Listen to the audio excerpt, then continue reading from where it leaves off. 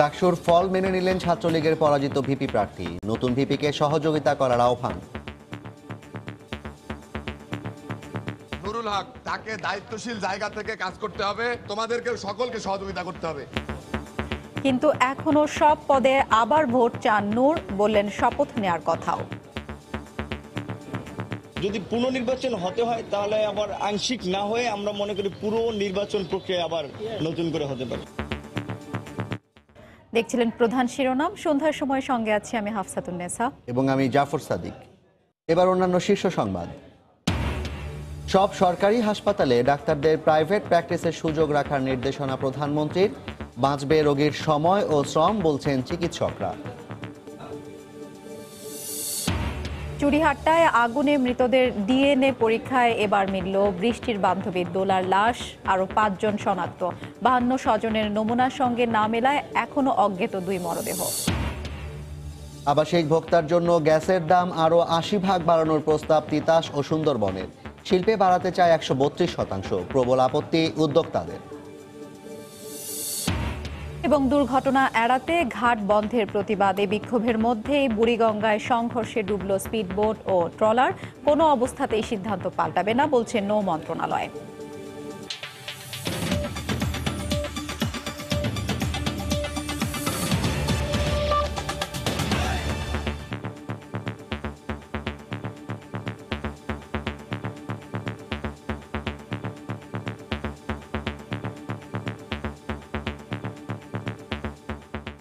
ডাকসু নির্বাচনের ফল মেনে নিয়ে নবনির্বাচিত ভিপি নুরুল হক নূরকে সহযোগিতার আশ্বাস দিয়েছেন ছাত্রলীগের পরাজিত প্রার্থী রেজাউনুল হক চৌধুরী শোভন। বিকেলে টিএসসিতে নূরের সঙ্গে দেখা করে সবাইকে দায়িত্বশীল আচরণের মাধ্যমে স্বপ্নের ঢাকা বিশ্ববিদ্যালয় গড়ে তুলতে কাজ করার আহ্বান জানান তিনি। কিন্তু এখনও সব পদে আবারও ভোট চান নূর। এদিকে বিশ্ববিদ্যালয়ের উপাচার্য জানিয়েছেন পুনর্নির্বাচনের কোনো সুযোগ নেই। মঙ্গলবার দুপুরের পর ঢাকা বিশ্ববিদ্যালয়ের টিএসসি মিলনায়তনে গিয়ে ডাকসুর নবনির্বাচিত ভিপি নুরুল হক নূরের সঙ্গে দেখা করেন ছাত্রলীগের পরাজিত প্রার্থী রেজাউনুল হক চৌধুরী শোভন। আশ্বাস দেন একসঙ্গে কাজ করার। ভোটে কিন্তু সে বিজয়ী হয়েছে, তো আমাদের এই রায়টা প্রত্যেককে মেনে নিতে হবে। প্রত্যেককে মেনে নিয়ে ঢাকা বিশ্ববিদ্যালয়ের সুষ্ঠু পরিবেশ রক্ষার্থে, কারণ এই ঢাকা বিশ্ববিদ্যালয়ে আমরা সকল শিক্ষার্থীরা একসাথে পাশাপাশি থেকে চলাফেরা করি। তবে পুনরায় নির্বাচন দাবি করেন নবনির্বাচিত ভিপি নূর। যদি পুনর্নির্বাচন হতে হয় তাহলে আবার আংশিক না হয়ে আমরা মনে করি পুরো নির্বাচন প্রক্রিয়া আবার নতুন করে হতে পারে। নির্বাচনের দ্বারা দায়িত্বে ছিল, তারাও একটি সুষ্ঠু, অবাধ, সুষ্ঠু, গ্রহণযোগ্য নির্বাচন করার জন্য সক্ষমতা কিংবা যোগ্যতা তাদের ছিল না। আদালতের যে নির্দেশনা রয়েছে 31শে মার্চের মধ্যে নির্বাচন, সেই 31শে মার্চের মধ্যে আমরা পুনর্নির্বাচনের দাবি জানাই। এর আগে ক্যাম্পাসে আসেন নুরুল। সোমবার ভোট শেষ হওয়ার 1 ঘন্টা আগে নির্বাচন বর্জন করলেও ভিপি এবং সমাজসেবা সম্পাদক পদে জয় মেনে নিয়ে বাকি সব পদে পুনর্নির্বাচনের দাবি করেন তিনি। এদিকে নির্বাচনের ফল প্রত্যাখ্যান করে ক্যাম্পাসে বিক্ষোভ মিছিল করেন ছাত্রদলের নেতাকর্মীরা। শুধু ঢাকা বিশ্ববিদ্যালয় প্রশাসন এটার সাথে জড়িত আমি মনে করি না। এটা সরকারের উচ্চ পর্যায় থেকে নির্দেশিত একটি ফলাফল ঘোষণা করা হয়েছে, যার মাধ্যমে একজন পরিকল্পিতভাবে একটি ব্যক্তিকে ভিপি হিসেবে ঘোষণা করা হয়েছে আমি বলে মনে করি। তবে বিশ্ববিদ্যালয়ের উপাচার্য জানান আবার ভোটের কোনো সুযোগ নেই। সামান্য ত্রুটি বিচ্যুতি থাকলে 28 বছর পরে নির্বাচন হচ্ছে, এটা থাকবে, এটা করুক। কিন্তু ওরা যে নির্বাচন বর্জন করলো, এখন কি বর্জনের কোনো যৌক্তিকতা আছে? ভিপির মতো পোস্টে পার হয়ে গেছে, প্রফেসর সুযোগ নাই। এদিকে ভিপি পদের ফল প্রত্যাখ্যান করে মঙ্গলবার ভোররাত থেকে দিনভর উপাচার্যের বাসভবনের সামনে বিক্ষোভরত কর্মীদের সঙ্গে দেখা করে তাদের সরে যেতে বলেন ছাত্রলীগ সভাপতি। সবাই একসাথে নুরু আমাদের সাথে কাজ করবে। খান মোহাম্মদ রুমেল, সময় সংবাদ, ঢাকা। এদিকে 3 দিনের মধ্যে ডাকসু নির্বাচন বাতিল না করলে কঠোর কর্মসূচির হুঁশিয়ারি দিয়েছে ভোট বর্জনকারী 5টি প্যানেল। কাল দুপুর 12টায় উপাচার্যের বাসভবনের সামনে অবস্থান নেওয়ার কথাও জানান তারা। নুরুল হক নূরের ভিপি হিসেবে দায়িত্ব নেওয়ার সিদ্ধান্ত ব্যক্তিগত জানিয়ে সাধারণ ছাত্র অধিকার সংরক্ষণ পরিষদের নেতা ফারুক জানিয়েছেন সংগঠন পরে তাদের সিদ্ধান্ত জানাবে। কর্মসূচি এই বিচারের দাবিতে এবং এবং পুনর্নির্বাচনের দাবিতে আমরা তো আমাদের কর্মসূচি ঘোষণা করেছি এবং আমাদের নুরুল হক নূর আপনারা জানেন যে আমি আগেও বলেছি সে কিছুটা অসুস্থ এবং সে যে শপথের যে কথাটা বলেছে এটা আমরা সিদ্ধান্ত নিয়ে আপনাদেরকে পরবর্তীতে জানাবো। 11 মার্চের নির্বাচনটাকে বাতিল করে পুনঃ তফসিল দিতে হবে। যারা নির্বাচন পরিচালনার সঙ্গে যুক্ত ছিল, চিফ রিটার্নিং কর্মকর্তা, উপাচার্য সহ যারাই ছিল তাদেরকে পদত্যাগ করতে হবে এবং এই দাবিতে আমরা আগামীকাল দুপুর 12টায় রাজু ভাস্কর্য থেকে মিছিল নিয়ে যেয়ে আমরা উপাচার্যের কার্যালয়ে অবস্থান করব। তাকে আমাদের বক্তব্য লিখিতভাবে দিব। একই সঙ্গে 3 দিনের আমরা আলটিমেটাম দিব। এই 3 দিনের মধ্যে যদি তারা এই নির্বাচন বাতিল করে পুনঃ তফসিল প্রদান না করে তাহলে আমরা পরবর্তীতে আরো বৃহত্তর কর্মসূচিতে, কঠোরতম কর্মসূচিতে পেতে বাধ্য হব। আজ নতুন ভিপিকে স্বাগত জানালেও গতরাতে ডাকসু নির্বাচনের ফল ঘোষণার সময় উত্তেজনায় ফেটে পড়েন ছাত্রলীগ কর্মীরা। টানা প্রায় আধ ঘন্টা সিনেট ভবনে হট্টগোল করেন তারা। পরে উপাচার্য ভবনের সামনে অবস্থান নেন নেতাকর্মীরা। সহসভাপতি পদে মোহাম্মদ নুরুল হক, তিনি পেয়েছেন 11,062 ভোট এবং নির্বাচিত।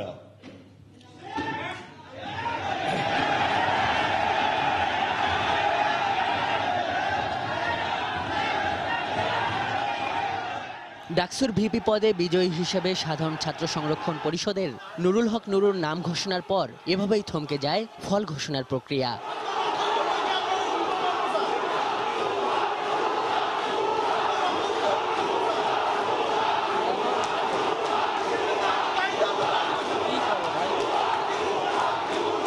জিএস পদে গোলাম রাব্বানী ও এজিএস পদে সাদ্দাম হোসেনের নামে হর্ষধ্বনি এলেও ধীরে ধীরে উত্তপ্ত হয়ে ওঠে ঢাকা বিশ্ববিদ্যালয়ের সিনেট ভবনের পরিবেশ।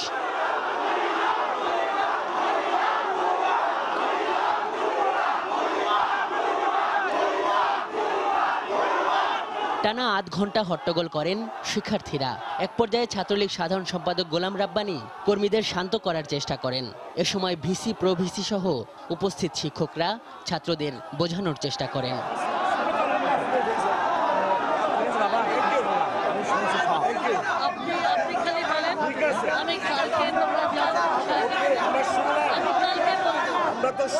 পরে উপাচার্যের বাসভবনের সামনে অবস্থান নিয়ে এই দাবিতে স্লোগান দিতে থাকেন ছাত্রলীগ কর্মীরা। আজহার লিমন, সময় সংবাদ, ঢাকা। এদিকে আজ ঢাকা বিশ্ববিদ্যালয় ক্যাম্পাসে সব আলোচনায় ছিল ডাকসু নির্বাচন। সাধারণ শিক্ষার্থীদের প্রত্যাশা তাদের সমস্যা সমাধানে কাজ করবে নতুন নেতৃত্ব। ভোট দেওয়ার ক্ষেত্রে প্রার্থী গুরুত্ব পেয়েছে বলে মনে করেন শিক্ষার্থীরা। ছুটির আমেজে ঢাকা বিশ্ববিদ্যালয় ক্যাম্পাস, ক্লাসের কোনো তাড়া নেই, শিক্ষার্থীরা মেতেছেন গল্প আড্ডায়। আলোচনার ইস্যু ঘুরে ফিরে একটাই, ডাকসুতে কে জিতলো কে হারলো।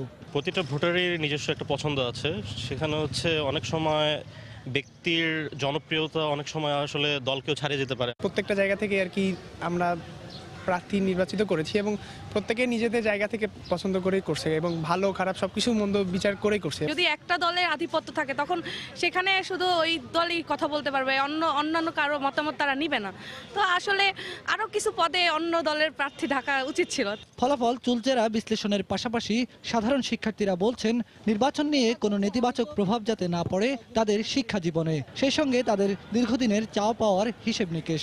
ফুল ফুটুক আর নাই ফুটুক, বোমা ফুটবে সেই ক্যাম্পাস আর আমরা চাই না। যে আন্দোলনের প্রেক্ষাপটটা তৈরি হয়েছিল আপাতত সেটা একটু শিথিল অবস্থায় আছে, কারণ আপনার যদি যাদের পক্ষ থেকে আন্দোলনটা আসা উচিত ছিল দেখা গেল তাদের আমরা আজকে দেখতে পাচ্ছি সেখান থেকেই একজন মানে সহসভাপতি সেখান থেকে আসছেন। কেন্দ্রীয় সংসদের চেয়ে কোনো অংশেই কম নয় হল সংসদের ফল নিয়ে আলোচনা।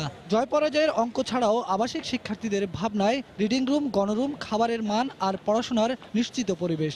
মোটামুটি ভালো একটা প্রতিদ্বন্দ্বিতার মধ্যেই আসলে এই নির্বাচনটা হয়েছে। আমরা আশাবাদী যে আমাদের যে চাওয়া পাওয়া এগুলো সব ফিল আপ হবে। সবাই কম্বাইন হয়ে বিশ্ববিদ্যালয়কে উন্নত করার জন্য, বিশ্ববিদ্যালয়ের সার্বিক পরিস্থিতি অবকাঠামোগত উন্নয়নের জন্য তারা কাজ করবে। দলমত নির্বিশেষে হার জিতের ক্রোধ ভুলে নির্বাচিত প্রতিনিধিরা ভূমিকা রাখবেন শিক্ষার্থীদের অধিকার আদায়ে, এমন প্রত্যাশাই তাদের।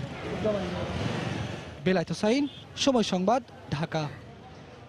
সন্ধ্যার সময় আরো থাকছে। রিজার্ভ চুরির ঘটনায় এবার বাংলাদেশ ব্যাংকের বিরুদ্ধে মামলা করল ফিলিপিন্সের আরসিবিসি। ধোপে টিকবে না বলছেন বিশ্লেষকরা।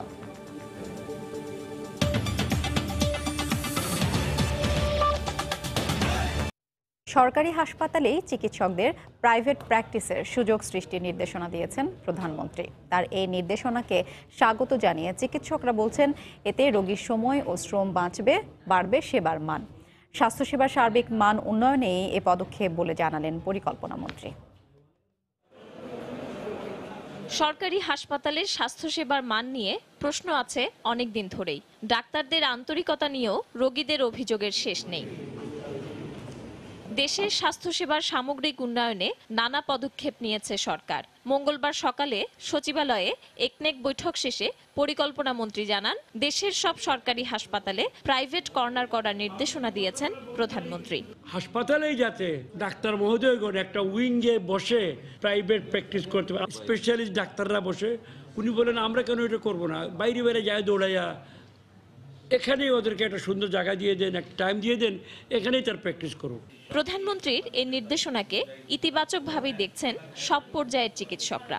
যদি প্রাইভেট প্র্যাকটিসের ব্যবস্থা সরকারি হাসপাতালে করা হয়, এতে রোগীরা যেমন উপকৃত হবে এবং আমাদের যে ডাক্তারদের নিয়ে যে কিছু প্রশ্ন থাকে সেই প্রশ্নগুলো অনেকাংশে এটিতে আমার মনে হয় এটি সমাধান হয়ে যাবে। আমি বরং সাধুবাদ দিব যে এক সেন্টারে কাজ করলে রোগীরও আমাদের ম্যানেজমেন্টটা ভালো হবে, কারণ আমি অনেক সময় পাবো ওই রোগীটাকে লুক আফটার করার জন্য। হাসপাতালের ভিতরেই আমাদের কর্মঘণ্টার বাইরে যদি হাসপাতালে প্রাইভেট প্র্যাকটিসের ব্যবস্থা করা হয়, সেক্ষেত্রে একই দিকে যেমন রোগীরাও আমাদের কাছে আরও বেশি সময় নিয়ে আরও ভালো সেবা পাবে, তেমনি আমরা নিজেরাও যারা তরুণ চিকিৎসক আছি আমরা নিজেরা উপকৃত হতে পারবো। হাসপাতালে প্রাইভেট কর্নার হলে রোগী ও ডাক্তার উভয়েরই সময় ও শ্রম বাঁচবে, আর তাতে বাড়বে চিকিৎসার মান। এমনটাই অভিমত চিকিৎসকদের। পারমিতা হিম, সময় সংবাদ, ঢাকা। আবাসিক সহ সব শ্রেণীর গ্রাহকের জন্য গ্যাসের দাম গড়ে 103% বাড়ানোর প্রস্তাব করেছে তিতাস গ্যাস ও সুন্দরবন গ্যাস কোম্পানি।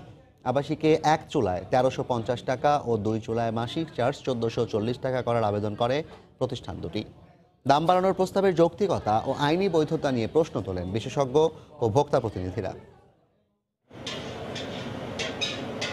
বাসাবাড়িতে 1 চুলায় গ্যাসের সংযোগে এখন প্রতি মাসে খরচ পড়ে 750 টাকা, আর 2 চুলার ক্ষেত্রে গুনতে হয় 800 টাকা। নিম্ন ও মধ্যবিত্ত শ্রেণীর জন্য এই দামই বেশ চড়া বলে অভিযোগ উঠছে দীর্ঘদিন ধরেই। বাংলাদেশ এনার্জি রেগুলেটরি কমিশনের গণশুনানির দ্বিতীয় দিনে মঙ্গলবার তিতাস গ্যাস ও সুন্দরবন গ্যাস কোম্পানি আবেদন করল এই দাম আরও 80 ভাগ বাড়ানোর।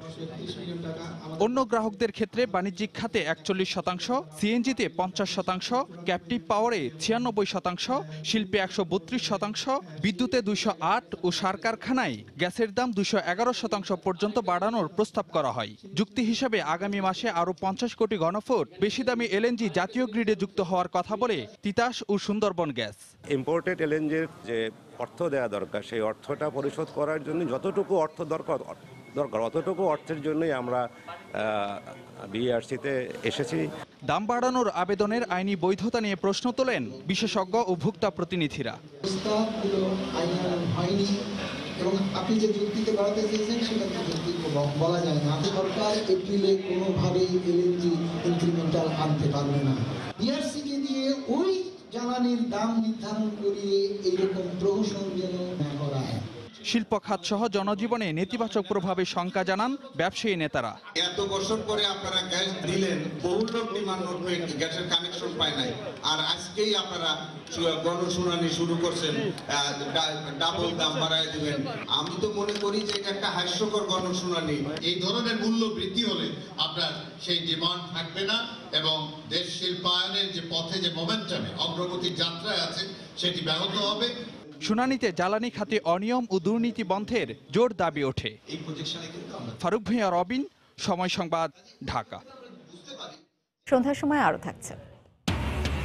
লোকসভা নির্বাচনে পশ্চিমবঙ্গে তৃণমূল কংগ্রেসের প্রার্থী তালিকা প্রকাশ, বাদ পড়লেন সন্ধ্যা রায়। নতুন মুখ অভিনেত্রী মিমি চক্রবর্তী।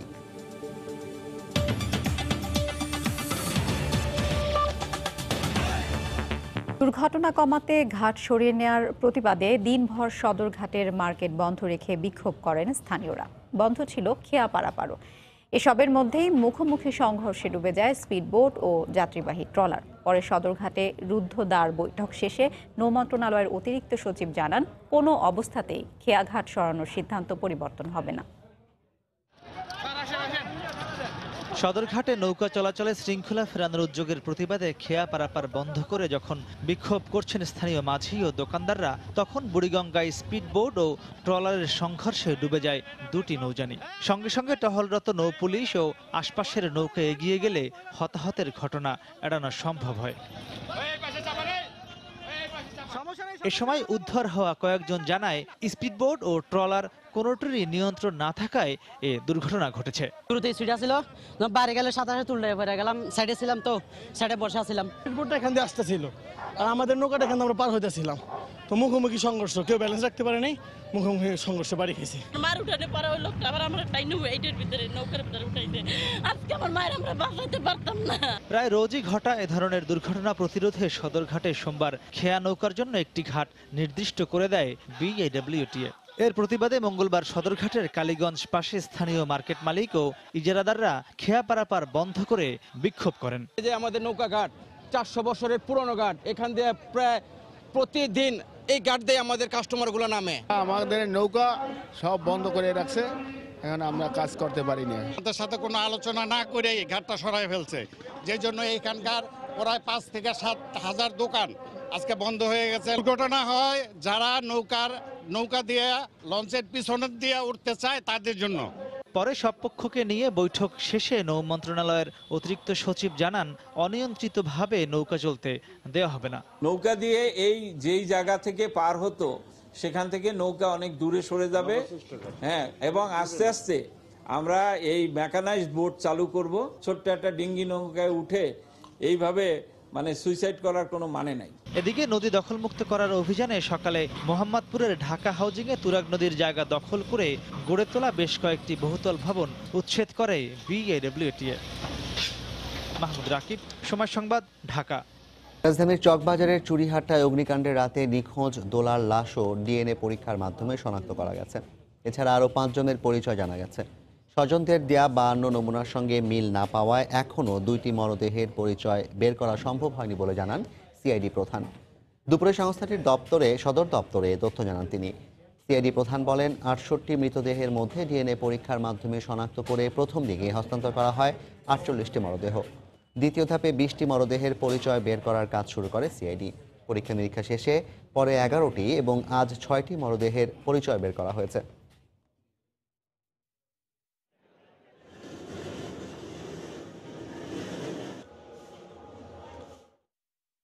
তিনটি পরিবারকে ডিএনএ পরীক্ষা ব্যতি রেখে হস্তান্তর করা হয় এবং 3টি পরিবারের সাথে কোনো মৃতদেহের মিল পাওয়া যায়নি। সর্বমোট 20টি পরিবারের সাথে 20টি মৃতদেহের মিল পাওয়া গিয়েছে। আমাদের কাছে যে নমুনা স্যাম্পল আছে এটা থাকবে, আমরা দাবিদার পেলে আমরা আবার রেফারেন্স নমুনা নিয়ে আমরা ম্যাচ করব। ম্যাচ করার পরে যদি ম্যাচ করে তাহলে তো ভালো, আর না করলে তো অবস্থায় থাকবে। ঠাকুরগাঁওয়ের বহরমপুরে বিজিবি গ্রামবাসী সংঘর্ষে 3 জন নিহতের ঘটনায় গ্রামবাসীর অভিযোগের পরিপ্রেক্ষিতে মামলা না হলে এজাহারভুক্তের জন্য হরিপুর থানা পুলিশকে নির্দেশ দিয়েছেন আদালত। সকালে হরিপুর আমলি আদালতের বিচারক ফারহানা খান এ আদেশ দেন। পাশাপাশি আগামী 11 এপ্রিলের মধ্যে হরিপুর থানার ভারপ্রাপ্ত কর্মকর্তাকে মামলা সংক্রান্ত প্রতিবেদন জমা দেওয়ারও নির্দেশ দেওয়া হয়। বিজিবির 50 ব্যাটালিয়নের অধিনায়ক লেফটেন্যান্ট কর্নেল তুহিন মোহাম্মদ মাসুদ সহ বিজিবির 7 সদস্যের নাম উল্লেখ এবং অজ্ঞাতদের আসামি করে মামলার আলাদা 3টি লিখিত অভিযোগ আদালতে দাখিল করা হয়। সংঘর্ষে নিহত নবাবের বাবা নজরুল ইসলাম, সাদেকের ভাই বাসেদ ও শিশু জয়নালের বাবা নূর ইসলাম বাদী হয়েছেন। গত 12 ফেব্রুয়ারি বহরমপুর গ্রামে গরু জব্দকে কেন্দ্র করে বিজিবি ও গ্রামবাসীর সংঘর্ষ হয়। এ সময় গুলিবিদ্ধ হয়ে 3 জনের মৃত্যু হয়। এই ঘটনায় নিহত 2 জন সহ 22 জনের নাম উল্লেখ করে 2টি মামলা করে বিজিবি।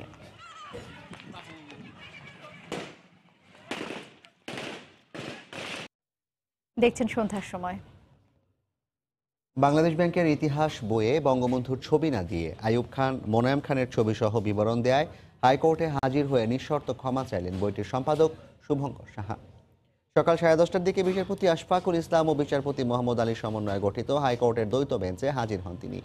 আদালতের কাছে ভুল স্বীকার করে শুভঙ্কর সাহা পরে বইটি বাজার থেকে প্রত্যাহারের অগ্রগতি প্রতিবেদন আকারে দাখিলের নির্দেশ দেন আদালত। ইতিহাস বিকৃতির অভিযোগে গেল 19 ফেব্রুয়ারি বইটির সম্পাদক শুভঙ্কর সাহাকে তলব করে হাইকোর্ট।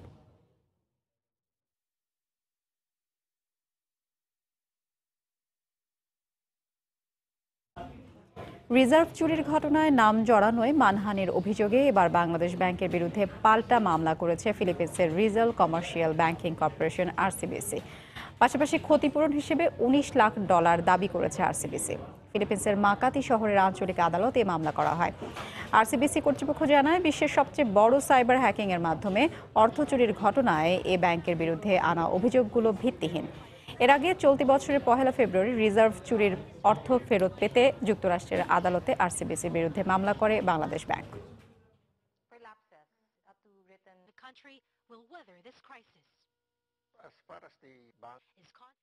তবে ফিলিপিন্সের আদালতে আরসিবিসি দোষী সাব্যস্ত হওয়ায় এই মামলার কোনো ভিত্তি নেই বলে মনে করেন বাংলাদেশ ব্যাংকের সাবেক ডেপুটি গভর্নর ইব্রাহিম খালেদ।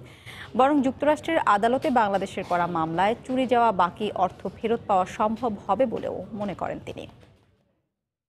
আমি বলবো ওই offence is the best defence একটা কথা আছে। আসলে তাদের কোনো যুক্তি নাই, কারণ তাদের দেশের সিনেটেই আলাপ আলোচনা হয়েছিল, রিজার্ভ ব্যাংকে দোষীও সাব্যস্ত করা হয়েছিল এবং তাদের কাছে যে টাকা ছিল তা ফেরত দিতে হয়েছিল। তো এত সব কিছুর পরে তাদের তো মানহানির কোনো প্রশ্ন নয়, কারণ টাকাও নষ্ট করব, চুরি করব, আবার মানহানিও হবে, এটা তো যায় না। রিজার্ভ ব্যাংকের মামলার ফলে আমাদের মামলার কোনো রকমের এদিক ওদিক হবে বলে মনে হয় না, বা কোনো প্রভাবও পড়বে বলে মনে হয় না। আদালতের ব্যাপারে আমরা তো আর অগ্রিম বলতে পারি না, কিন্তু আমি তো আশাবাদী যে সময়ের ব্যাপার, মামলাতে সময় লাগবে, কিন্তু টাকা ফেরত পাওয়া যাবে বলে আমার মনে হয়। এ পর্যায়ে শীর্ষ সংবাদ জানিয়ে দিচ্ছি আরেকবার। ডাকসুর ফল মেনে নিয়ে নতুন ভিপিকে সহযোগিতার আহ্বান ছাত্রলীগ সভাপতির। এখনও সব পদে আবার ভোট চান নূর, বললেন শপথ নেওয়ার কথাও। সব সরকারি হাসপাতালে ডাক্তারদের প্রাইভেট প্র্যাকটিসের সুযোগ রাখার নির্দেশনা প্রধানমন্ত্রীর। বাঁচবে রোগীর সময় ও শ্রম, বলছেন চিকিৎসকরা। চুড়িহাট্টায় আগুনে মৃতদের ডিএনএ পরীক্ষায় এবার মিলল বৃষ্টির বান্ধবী দোলার লাশ। আরও 5 জন শনাক্ত, 52 স্বজনের নমুনার সঙ্গে না মেলায় এখনো অজ্ঞাত 2 মরদেহ। আবাসিক ভোক্তার জন্য গ্যাসের দাম আরও 80% বাড়ানোর প্রস্তাব তিতাস ও সুন্দরবনের। শিল্পে বাড়াতে চায় 132%, প্রবল আপত্তি উদ্যোক্তাদের। এবং দুর্ঘটনা এড়াতে ঘাট বন্ধের প্রতিবাদে বিক্ষোভের মধ্যেই বুড়িগঙ্গায় সংঘর্ষে ডুবল স্পিডবোট ও ট্রলার। কোনো অবস্থাতেই সিদ্ধান্ত পাল্টাবে না, বলছে নৌ মন্ত্রণালয়। এ ছিল সন্ধ্যার সময়। আপনার মোবাইলে সময় সংবাদ দেখতে এবং সকল খবর পেতে ডাউনলোড করুন সময়। সঙ্গে থাকুন সময়ের।